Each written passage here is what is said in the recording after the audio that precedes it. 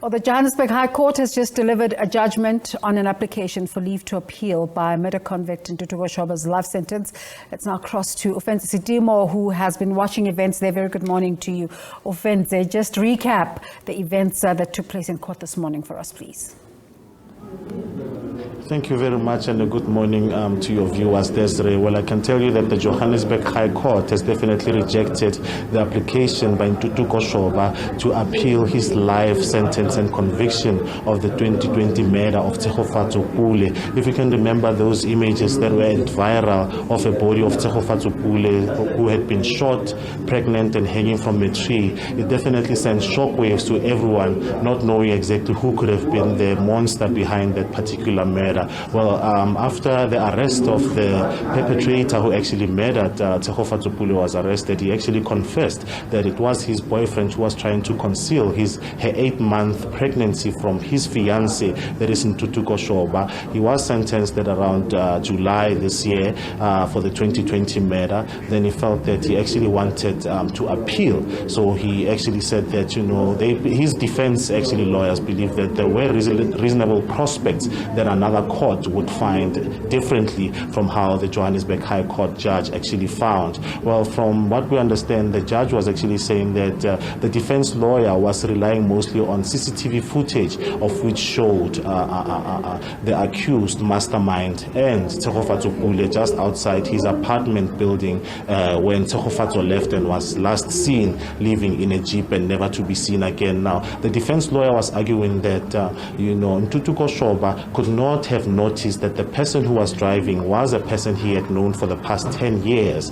and was saying that it's definitely impossible that he would not have noticed. I mean, as someone who is a consent father to an 8-month father to be to a girlfriend to a child of which the girlfriend was 8 months pregnant, he would have actually taken a bit more of care to try and see who's the person driving his partner who was 8 months pregnant. And the fact that the CCTV, according to the CCTV and the defense, they were saying that Shoba could not see the driver who was actually his friend, and they were saying that there's no way Shoba had enough time to actually orchestrate the fact that Pule would actually be taken and be shot and be hanged. But the judge actually found differently, actually saying that his argument was not that Shoba was in close proximity to the car before it took Pule prior to her murder, but was saying that the voice of the person who was in the car, which is Muziukaise, his former friend, we would have been able to sort of recognize the voice from the car, because Pule was actually complaining that Muziukaise was actually inebriated. We know that Muziukaise eventually turned state witness and actually testified that he was expected to be paid 70,000 for actually murdering Pule, which was a case of her partner trying to conceal a pregnancy from his fiancé, that is Desiree. So we just found out today that the court has rejected, saying there's no way another court would definitely find differently from that which it found that the accused should serve a life sentence. So it has definitely maintained their judgment that the sentence should be held. But at the present moment, the family is still inside court. We were hoping to actually get a reaction from them. In fact, here's one from Tshegofatso Pule Foundation. Can you just tell us what is your reaction to the verdict today, and how do you feel? How did you feel after you found out that there was an appeal on the cards scheduled for today? All right. Good morning to you and all the viewers. So this was very expected, honestly. Prior to him appealing, I think after the judgment was passed in July, we actually did say that we were anticipating that he would definitely be, appealing sooner than later. So it didn't catch us as much of a surprise. However, we still had to just hold thumbs and pray harder that his leave for appeal is not granted. So we are happy with what Judge Wilson concluded with, and at the same time, look, this guy is always up to something. So we're expecting that in the near future something will, he will be trying something else. However, However, we as a foundation serve this as a huge victory and one that sets the tone for all the other cases that we're busy with and all the other cases that we're still to handle, but it's a victory that just fuels us up for everything else that we're bound to handle in the near future. Thank you very much. Well, if I can grab you, sir, can you just tell us, your reaction to the audacity to even bring an appeal, even after the odds were so much against him in terms of the evidence that was gathered against Mr. Shoba? What is your reaction to what just transpired? It didn't surprise us at all. Mr. Shoba is the kind of person who would not give up easily. He has shown that from day one.